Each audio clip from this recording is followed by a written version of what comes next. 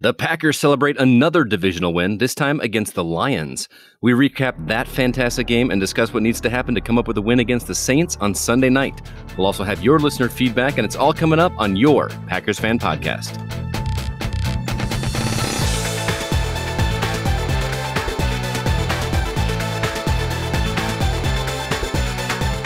Wayne Henderson here with you, and this is going to be another fun and feedback-filled episode of the podcast. All I can think to say is 2-0, 2-0, 2-0. I'm Scott Clark from The Gaming Outsider. This is episode 207, and on this episode, we'll go over what we loved and what we didn't, if anything, from our demolition of the Lions. Then we'll check in with the listeners and hear what they thought. Spoilers, y'all had quite a lot to say. That's for sure. Plus, we will preview next Sunday's huge game against the Saints in New Orleans, and of course have Scott's keys to a Packers victory. Stay tuned to that because Scott's been pretty on point with those so far this season. And it's true. And of course, we'll have our crazy predictions of the final score.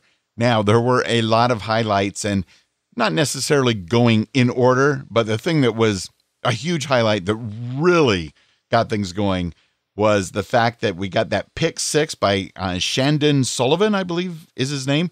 I mean, I'm glad you didn't recognize him either, because I was like, who was that? Leroy Butler? What? No. Yeah, right. I try to memorize all the players' names, but there's always a new one that pops up I haven't seen in a while, and I feel terrible, but it was awesome. We can't know them all, Scott. It was practically a dagger against the Lions. I know that at the Italian restaurant that we were eating at, out on the patio, social distancing, outdoors, with a little too much glare on the TV, but we were able to see enough to really celebrate that. Yeah, I was lucky enough to be able to watch it at home this time. They had the Bears game on CBS, so I was able to watch the Packers on Fox, and it was great sitting at home, eating leftover pizza, and watching a Packers victory. I got two words for you, Wayne. Aaron Jones. How about that 75-yard touchdown run? It was a thing of beauty. And what's extra sweet is we got listener Jared McChinney-Kerr posted on Facebook group saying, OMG, I put my Aaron Jones jersey on right after a halftime shower and then witnessed this beautiful play. I'm telling you, Jared, from here on out, I want you to put on your Aaron Jones jersey after halftime every single game. Yes, I'm superstitious. Every game you need to put that jersey on, but not until after halftime. Okay, so basically everybody needs to make sure that they are there to see the kickoff live. That's a long-standing rule going back to you and your wife. Which my wife did make it this week, by the way. She was close. She was close. I got the message and go, oh, whew, she made it. And Jared McChinney-Kerr, you and everybody else are in charge of making sure that you're all showered up and you've got your jersey on at least by halftime. I guess the sooner the better, right? I'm saying the ritual should be the shower during halftime, really, and then the Aaron Jones jersey following it. Let's test it out next week, Jared, and keep us posted. I don't know about a Sunday night shower, but we'll give it a shot. But I want to talk stats, too, about Aaron Jones because, obviously that 75-yard run was super impressive, but he finished with a career-high 168 rushing yards on 18 carries and added 68 yards on 4 catches. His 236 yards from scrimmage were a career high, and I love seeing that, especially against a divisional rival. Absolutely loved it. Especially since it's only week 2. That too. He could keep getting better as the season goes on because a lot of running backs, that's how they roll. You want to hear another stat? How about the fact that Matt LaFleur is now 8-0 against the NFC North, and the Packers, of course, are now 2-0 this season, but Matt LaFleur hasn't lost to the division yet. Yes. Welcome to Green Bay, my friend. Well done. Welcome to Green Bay. And we can't not talk about Aaron Rodgers.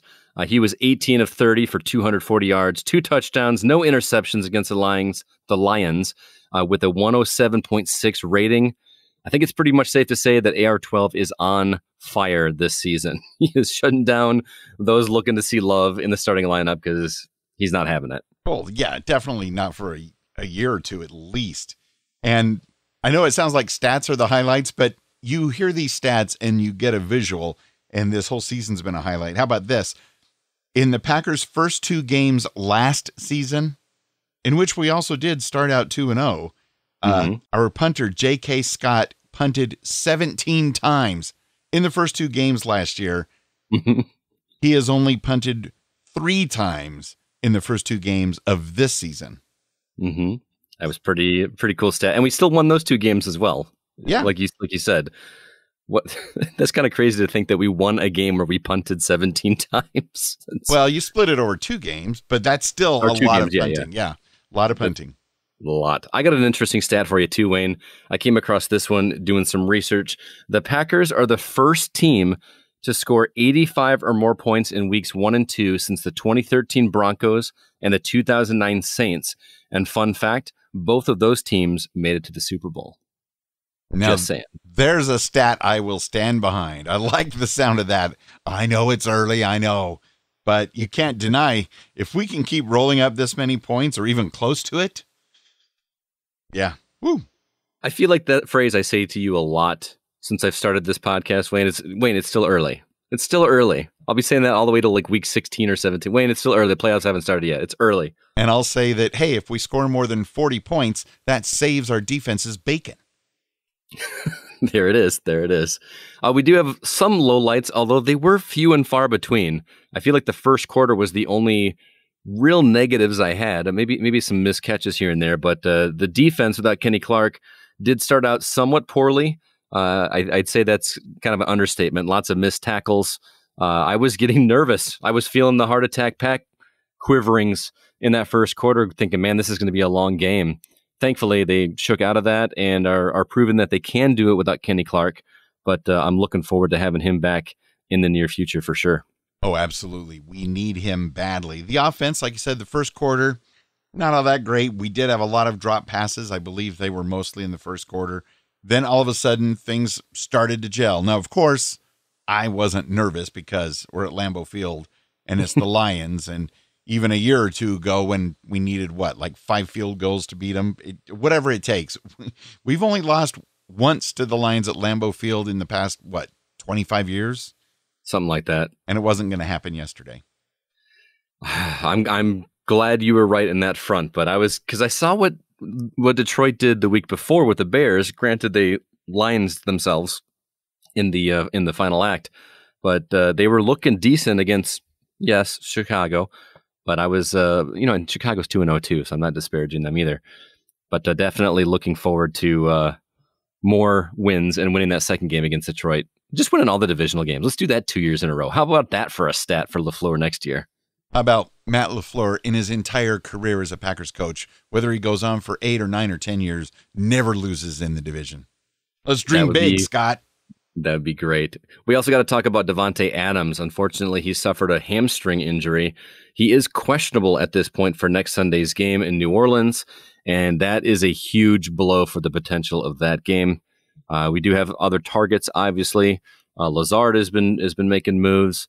MVS is showing promise as well, but Davante Adams definitely is his go-to guy right now. So we hope that he is healthy for game reasons, but also just because he's an awesome dude. Yeah, and he did make some fantastic plays in the first, 3 quarters of the game yesterday. He was on point. Now, of course, last season when Davante was out, we did win, I believe, most, if not all, of the games that he was gone. But having him there is far more important than anything else that I can think of at the point, because Aaron Rodgers to Davante Adams, he's the guy that you can kind of count on. So we've got, as of recording right now, we have exactly 6 days until kickoff. So potentially he could be back, even though it's questionable, but Kenny Clark, not likely. And that hurts. Yeah. Do we have any idea how long he's supposed to be out? Not just yet. I don't even know if they've had much time to really dig in since the game was just yesterday. So okay. It's weird that we're not hearing much about that. I just, he's on the sideline. He's got a groin injury. I just, hopefully Jim, what's his name? Glazer gives some good news for us this week. Hopefully so. It seems like most of the injury stuff comes out like around Wednesday or so, but I'm definitely keeping my eyes on it, because depending on the Saints actually are about to kick off while we're recording. So we don't know how they're going to do against the Raiders. Mm-hmm. I'm rooting for the Raiders for a change, just because. Yeah, that feels dirty. You've been in California. It does feel dirty. But hey, it's all about the playoff scenarios and how it affects the NFC and the Packers. That's how I root. as much as I can.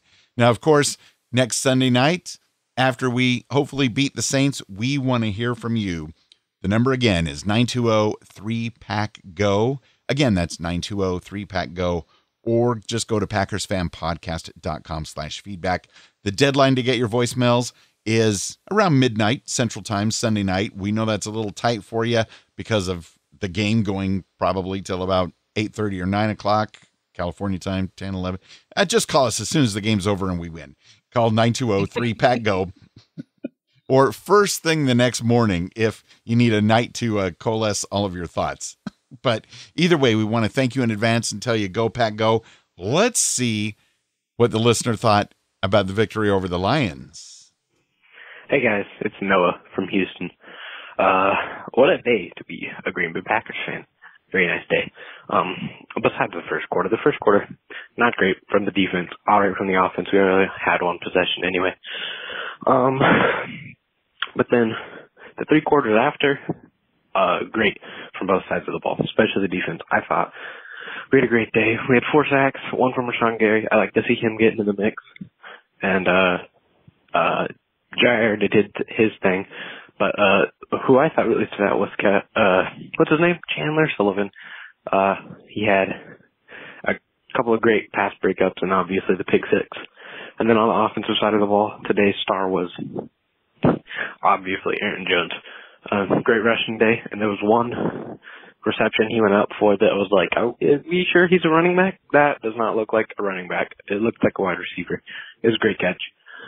I guess the thing I had was a little confused by was a 4th and 5 call kind of early in the game, I think. I don't really remember. And I don't know, I just thought it was weird to see.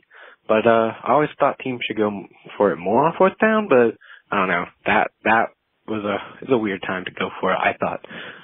So maybe your thoughts on that. Off notes from the Packers game, or notes besides the Packers game, bad day for the Niners. That's a little bit unfortunate. I kind of feel bad for them. Other than that, though, pretty good day of football. And go Pack, go. Thank you so much for the voicemail there, Noah. I don't recognize your name, so if you were a first-time caller, thank you so much for doing that. It was great to hear from you.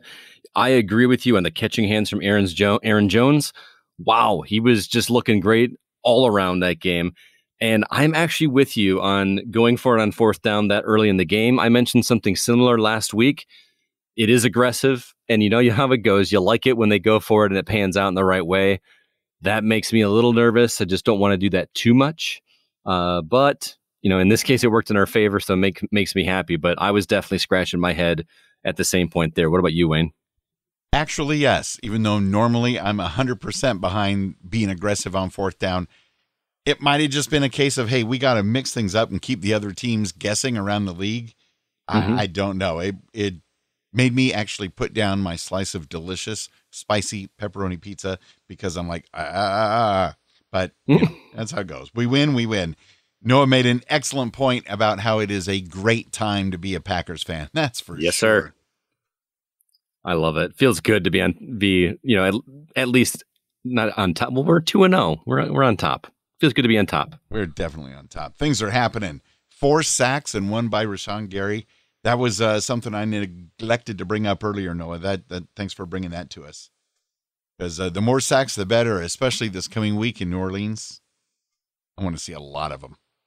Yes, I like Breeze, but I would like to see him on his back this game. Hey guys, it's Mark from New Lisbon. Right now it's 42-21 Packers. Looks like we're going to be 2-0. So I thought I'd get an early call in before I forget to do it. Some of the positives from today, our stable of running backs, Tyler Irvin, A.J. Dillon, and we didn't really see a lot today, but Williams and Aaron Jones, if there's a better stable of thoroughbred running backs in the NFL, I don't know who it is. And the reason they're so good is I think one of the really underappreciated units for the Packers is their offensive line. It starts with Bakhtiari, he's an all-pro, but Elton Jenkins is just outstanding. He could be a future all-pro. Lindsey, who I see got hurt, is solid as the center, and Lucas Patrick, Ricky Wagner, man, they are just doing a great job up front, and our offense looks unstoppable. So, speaking of the offensive line, I just want to give a shout out to Adam Stenovich, is the offensive line coach for the Packers, and also an interesting little tidbit. Our assistant offensive line coach, his name is Luke Butkus, and he's the nephew of Dick Butkus. So how about that? So yeah, it's just a great win for the Packers. I've never seen our offense this balanced. We have 250 yards rushing. I think we might have more yards rushing than passing. So kudos to the offense. Negatives, the defense came out flat in the first quarter, but then they seemed to figure things out. Too many drops by the receivers, especially the tight ends. I love Jay Sternberger, but man, he's dropped a couple, so he's got to get better. And the injuries to Corey Lindsey and D. Adams are a concern. But go Pack go! It looks like we're going to be 2-0, headed for 3-0 hopefully next week. You guys have a great podcast, and I appreciate you putting it out every week. And we'll talk to you next week. Mark, it's great to hear from you yet again, and thank you for being so bold as to make sure that you beat the heavy traffic and calling us before the game was finally over. Excellent of you. And excellent point about all of our running backs. I mean, there's not enough touches for all four of them at the same time if you really want to rotate them, but I think that makes us more dangerous than we've been in a long time, because we finally now can make other teams fear the run. When was the last time we were able to say that? It feels like a really long time. And also, I got to note, we did get a chance to see that rookie do a couple snaps today, too. He powered through more than one time, and I'm waiting for that explosive play from him. And the offensive line, shout out to all of them. Yes, Mark, fantastic job they're doing protecting Aaron Rodgers. And I didn't know that tidbit about the assistant offensive line coach being the nephew of Bears great Dick Butkus. Who would have thought? Even the Bears family tree comes to the Packers. I love it. We'll take him. We'll take him. Go, Pack, go! Go, Pack, go! Hey, guys. Andre in L.A. Man, I had to call you as soon as possible after the game. What a performance by the Packers. Started off a little slow, but essentially outscored Detroit 42-7 for the rest of the game. What an impressive performance by Aaron Jones. Wow.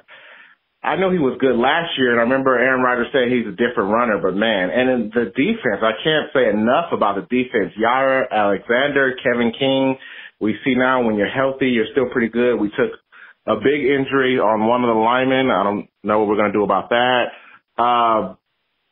And I think the guy that had the pick six was Sullivan. I forget his name. I really haven't been paying a lot of attention to him, but now I will pay more attention to him. But again, Yair Alexander, it just felt like he was all over the field on defense today.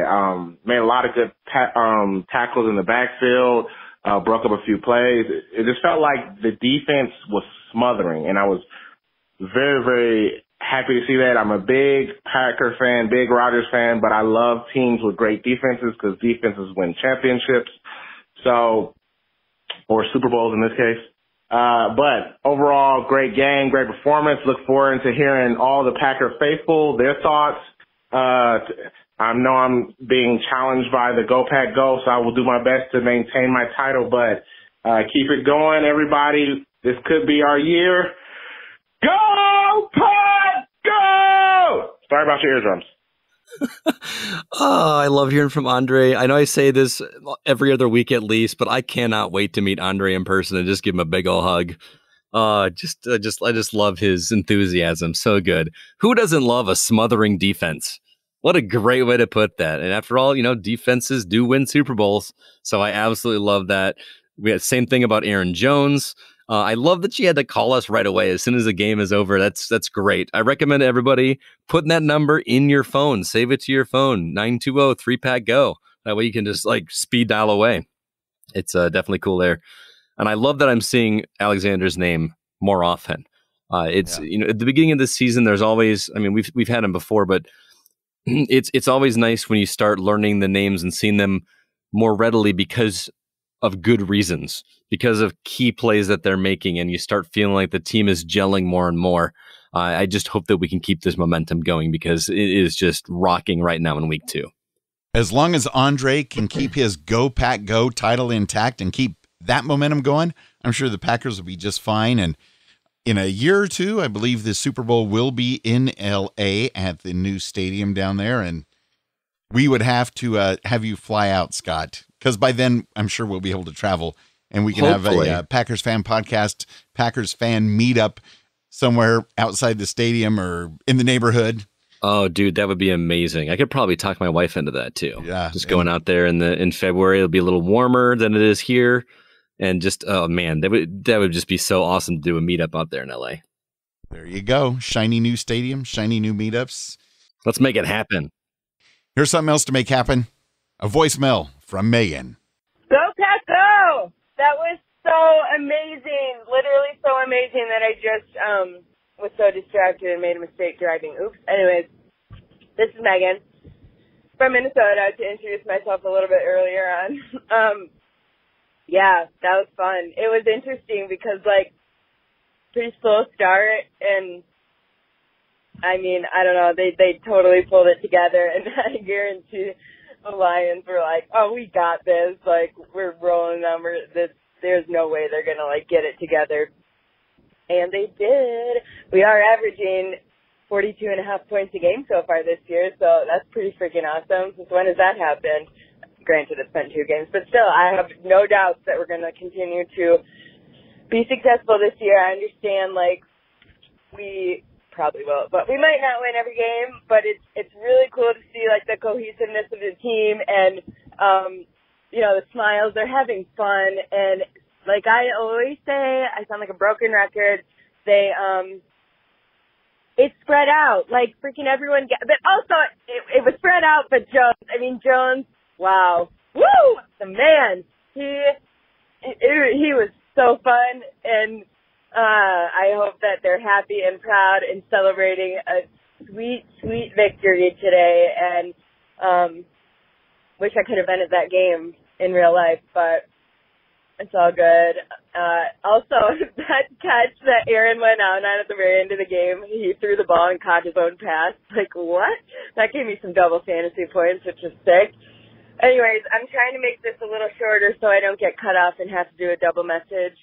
Yeah, let's go. Aaron Rodgers, he's the man. Just all the doubters, all the jealous, bitter Viking fans, like, good night and goodbye. You have nothing to show for anything. Like, no offense.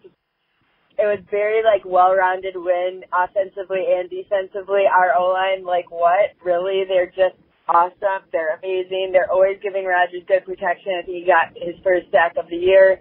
And I liked the way they closed the game out today. You know, sometimes we're up by a good amount, and then kind of, like, it almost seems like we slack a little and just, like, we're like, we got this, and, like, you know, allow a couple more scores at the end of the game. And I felt like they were strong throughout today. Also, I do feel bad for the fans that I know there were definitely some that probably turned the game off after the first quarter, and they were like, forget this, blah, blah, blah. You know, those ones that are, like, not so ride or die type of thing.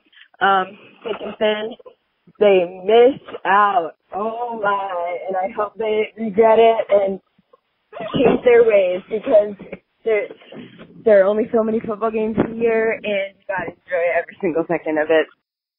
All right, go Pack! Go Pack, go for life! Green and gold till I'm dead and cold. Have a great week, guys. Bye. All right, Megan, coming through with the voicemail. Thank you so much. Great to hear from you yet again. And yeah, can you imagine if she's right that the Lions might have actually been overconfident that early in the game? That would definitely be their downfall. Definitely. How many times have I talked about overconfidence in my keys to victory, Wayne? It is a real thing. Also, Megan, you do not have to wait until you don't have to give your name at the beginning. We know your voice well enough. I genuinely love it when you just start right into it, and then in the middle, oh, it's Megan, by the way, and then just like not skip a beat and go back. I think that's hilarious. So don't feel like you have to do it early. That's great. Very, very true. And excellent point, Megan, about how although Aaron Jones did steal the show, there was a lot of balance for everybody on the offense. Mm-hmm. You can't cover everybody, that's for sure. And Aaron Rodgers catching his own pass, that kind of brings back memories of Brett Favre's first ever pass as a Packer. Wasn't that bounced off somebody and back into his hands as well? I believe it was. Yes. The circle is complete. And I love how we just keep talking about balance, because I feel like the Packers have been a passing team for so long, and we're very excited about them being known as a running team. I'm more excited about them being known as a well-rounded team on all fronts. I know that's like a selfish thing to want, just my team to be good at everything, but I want whatever defense we go up against to be constantly unsure of what to do, because we could pass or run and be a threat on both sides. Amen to that. And we actually closed the game out without really going into prevent defense. Mm-hmm. Thank 2 goodness. weeks. 2 weeks, man. That's like it's crazy. Not like going down to those final seconds and just like, oh, come on, please stick it out. Please stick it out. No, we got this. It feels so good. Yes. No heart attack back this week. Maybe in the first quarter you did admit to being nervous, Scott, but I did. I was. Like Megan said, we only get about 16 games a year, not counting playoffs. You can't give up. You have to stick with the game and not turn it off early. I mean, exactly. If there's 90 seconds left in the game and we're down by 40 points, heaven forbid, then maybe so. But that's not going to happen, so don't worry about it. Well, yeah, look what happened this week with the Cowboys. We'll get there later, but come on. That was ridiculous. Excellent point also, Megan, about how we are averaging 42.5 points a game so far this season, which brings me to our weekly poll on Twitter at Packers Fan Pod, as well as in our Facebook community group at PackersCommunity.com. Scott, I will let you answer first when I say, will our Packers score over 40 points yet again in New Orleans? The options are yes, count on it, nah, but we may score 30, or no, more like 20 points. Where do you stand? Boy, I'm going to sound like a complete hypocrite when I say this, because of my prediction that we're going to come to later. So keep that in mind. But I'm actually going to say no more like 20 points. I think that playing a Sunday night game against New Orleans in New Orleans, I still think we'll edge the victory here, but I think it'll be between the 20 and 30 range, not the 30 to 40 range or 40 plus range. Well, 9% of the voters agree with you and said no, more like 20 points. 16% said yes, count on it that we're going to score 40 or more again. And 75% said, nah, maybe more like 30 points. Interesting. And 30 points, very well, could be enough to win this thing. It could. 20 points could be enough to win this thing, depending on how our defense does. It's going to be interesting. Let's go ahead and move on to some emails. Our first one, Dear Wayne and Scott, Caleb, Kathy, and Roy Fisher from Green Bay, Wisconsin. What a game. Unfortunately, I wasn't able to watch the entire game because I was at work, but we had the game on in the break room. We really need to work on our defensive line as well as our secondary. It's so good to see Aaron Rodgers throwing the way he used to before all the injuries. Aaron Jones, what a performance he gave. Go, Pack, go. Bleed green and gold till dead and cold. Very much agree with you, sir. Thank you very much to all of the Fishers involved. We appreciate the email. Also, Stephen Vereen, and I apologize for how we pronounce your name. Give us a voicemail. Give us a voicemail and let us know which one of us is correct, if either of us. Yeah. Either way, Stephen V is checking in from Palace Park, Illinois, where the hometown Bears, big get well wishes going out to Kenny Clark, hopefully getting healed up from his groin injury last week. Amen to that. Once again, I was not able to get the game on my computer, but I was able to get it on my cell phone on an app called Simple Radio. It looks like that per the rules of the NFL, games can only be broadcasted online on desktop computers and not on a cell phone. So I don't know what happened, but don't tell the NFL. It was great to be able to hear the game with Wayne Larrivee and Larry McCarron announcing, even though I had doubts that I'd be able to. I have a couple more song ideas for Wayne and Scott to do for whoever wins the 2020 Wager O Fun. If Wayne loses, he should have to sing Elvis Presley And if Scott loses, he could sing something like Frankie Valli from the Four Seasons, and he would have to sing it in the Frankie Valli falsetto style. Oh boy, good luck with that. I can't sing as it is. I can't sing falsetto. That's crazy. I can't wait to hear the podcast Steven says and to see if any listeners like the song choice options for Wayne and Scott's, or if they have other song ideas for their own for this podcast challenge. Please do send those in. We got to find something before it gets too late in the season or what you're saying is before Wayne clinches the title in week 8. That's what I'm worried about at this point. That's what I'm for sure worried about. I don't know, man. I don't know. As far as watching the game, I know he watched it by interesting means, I'll say. I forgot to, I need to give a shout out to listener Brooke, who actually wrote and asked for a place to watch the game here in town. I apologize. I did not get back to you yet. It's been a crazy week.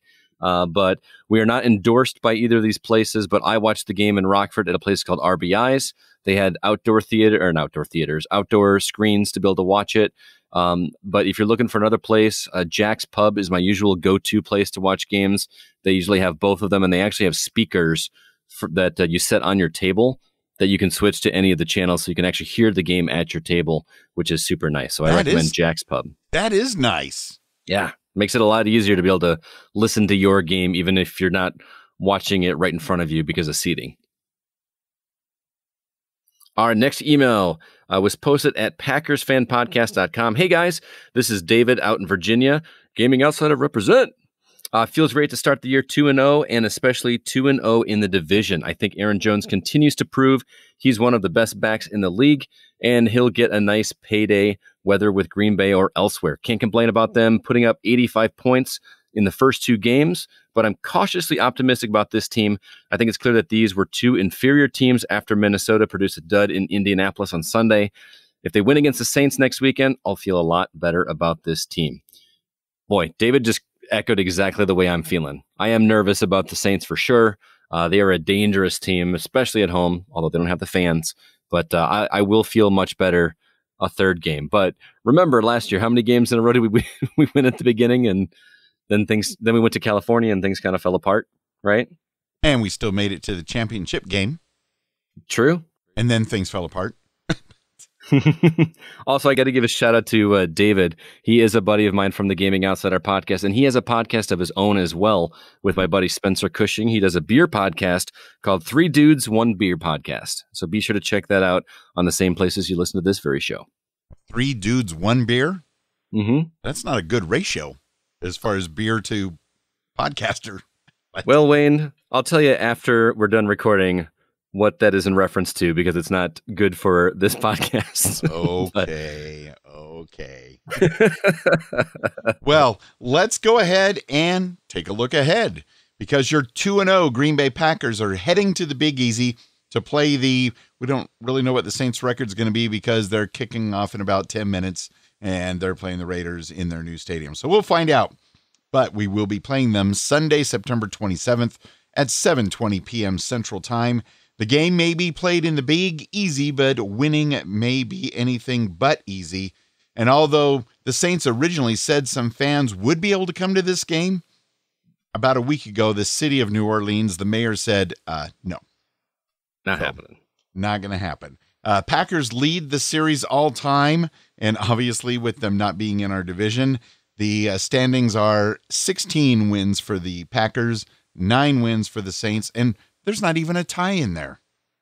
There's always a tie. That's kind of crazy. Well, you've only played 25 times, so hopefully the tie's not this week. Oh, yeah. I would hate that. Last year, they just threw everything off.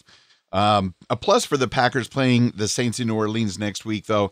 The Saints, although they are a home team, they will have about a day and a half less rest than the Packers will, since we played Sunday morning, California time.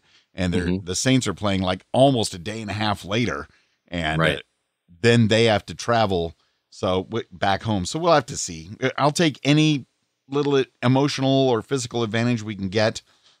On the downside for the Saints, their wide receiver Michael Thomas may miss 2 to 4 weeks with an ankle injury.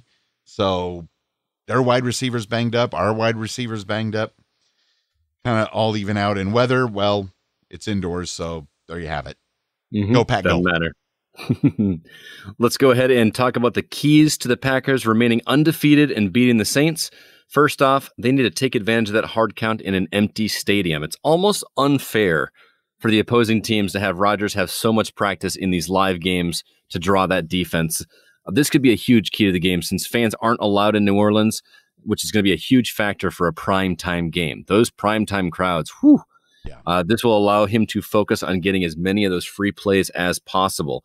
Secondly, we need to focus on the run on both sides of the ball. Everyone is going to be talking about the matchup between Rodgers and Breeze, but this game has potential to be powerful on the ground on both sides. Aaron Jones proved he's a quality contender for long runs, and I'd like to see the Pack take advantage of his recent success in that area.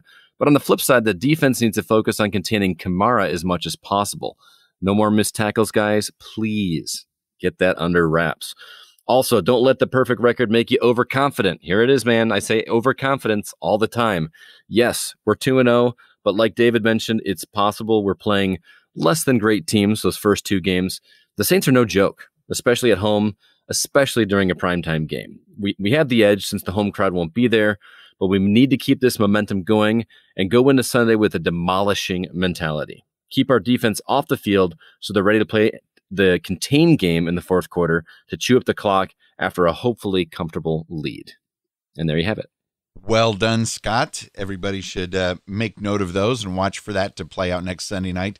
And wasn't it just 3 weeks ago that a lot of the commentators on TV and on the radio and the sports media were saying how the Vikings were the best team in our division and Kirk Cousins is better than Aaron Rodgers, and that's the team that we beat a tough top-tier team.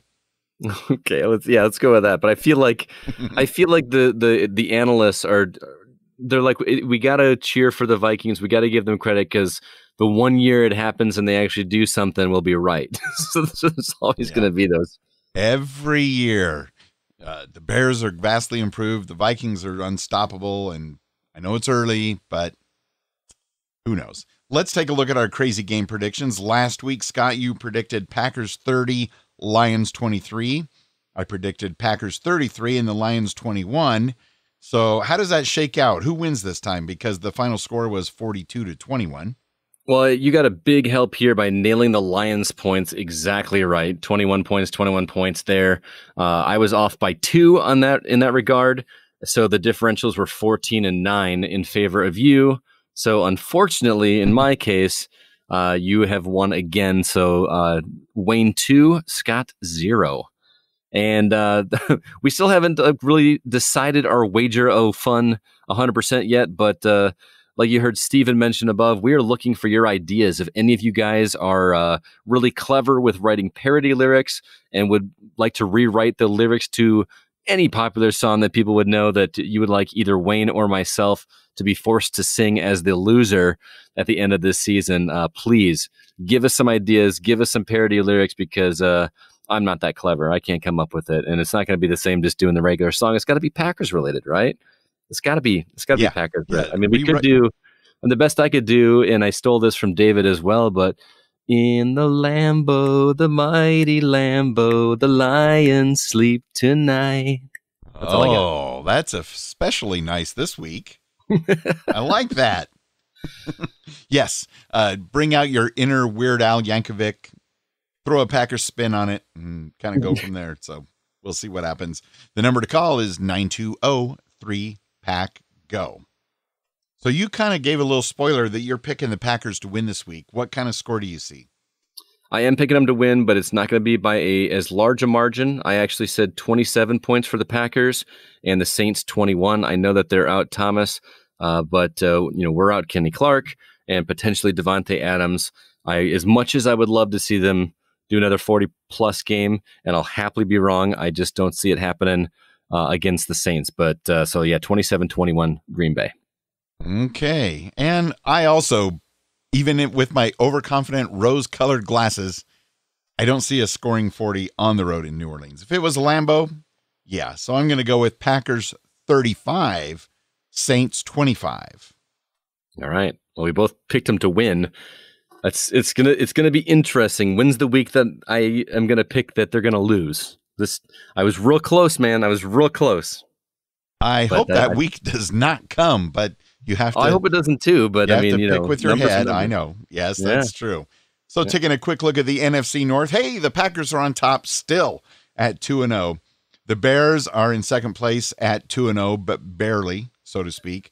I did see some Bears fan post out they did a Excel spreadsheet and a screenshot showing the Bears on top. I'm like, We've beaten 2 division rivals, and they have not. So we are on top. Take that, Bears. Well, plus we scored 85 points. I can't imagine what stat is going to put Chicago over. None. I mean, it doesn't matter. None. Because the Bears, their ride is going to end very soon. The Vikings are 0-2. How awesome is that to see? And the Lions are 0-2 because, like you said before, Scott, the Lions gonna lion. Gonna Lions. So let's talk about some other general stuff going on in the NFL. Not necessarily upsets, but surprising finishes to a couple games.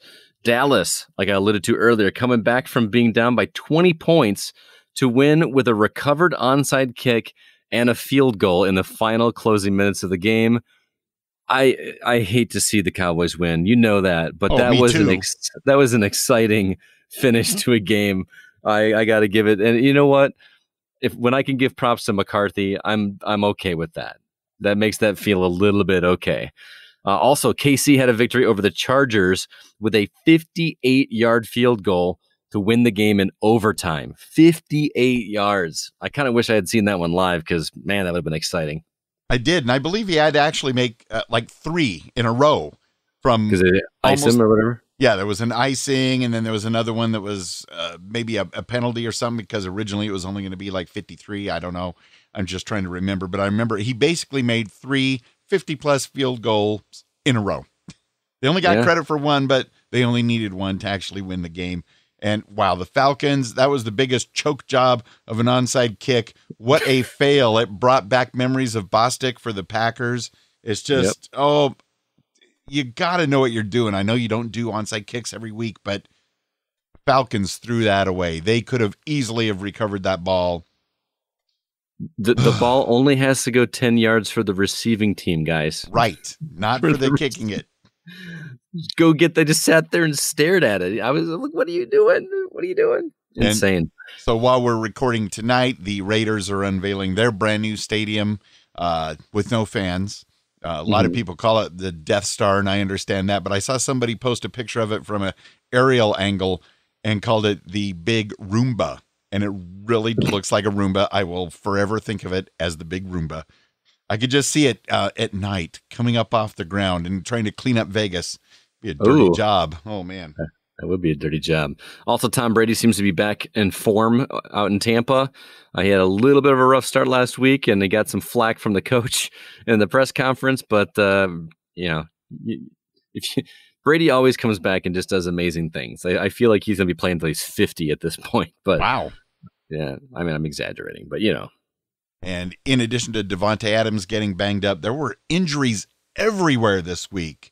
San Francisco. Frisco lost Jimmy G, though he could be back. He's got some sort of ankle injury. Bosa's out. I haven't heard for sure how serious his injury is. Christian McCaffrey for the Panthers out. And the running back for the Giants, Saquon Barkley, I believe ACL. He's done for the year. Yeah. Mm-hmm. Wow. Stay safe out there, people. Seriously. Yeah, it's going to change the complexion of the entire game, but by the time we play the Niners in Frisco, but then again, they could all be back by then. Who knows? That's a long ways away. Oh, my goodness. This past week, superfan Aaron Peterson brought back Remake This Movie Right, his podcast, for a special 2-year anniversary since the final episode of the regular run. And this time around, him and Troy remade Goonies. Now, they didn't really remake it. You'll have to tune in to hear because a lot of people have Goonies in Do Not Touch status. But go to RemakeThisMovieRight.com and listen to their fun episode of how another Goonies movie could be done. And stay tuned to the end because I had a lot of fun providing the voiceover for the movie trailer for the remade version of the new Goonies. Tune in and check that out at RemakeThisMovieRight.com. What have you been doing in the podcasting space?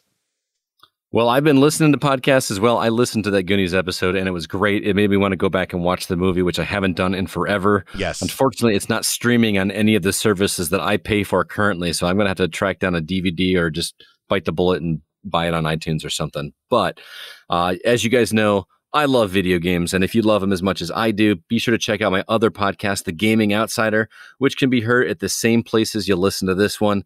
This week, we're talking about the next generation of consoles.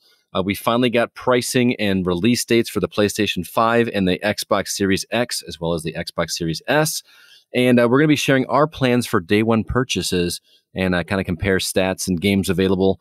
Our website is thegamingoutsider.com. We'd love it if you checked it out and give us some feedback as well.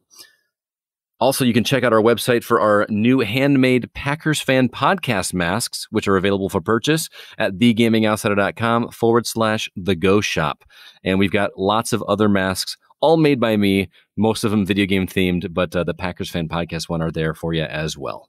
I can't wait to get one because I'm going to be wearing it every time I pull up to the drive-thru at the fast food place. You got to wear the mask, so you might as well wear a Packers Fan Podcast mask. And of course, going into the gas station, the yada, yada, yada, I will make great use of it.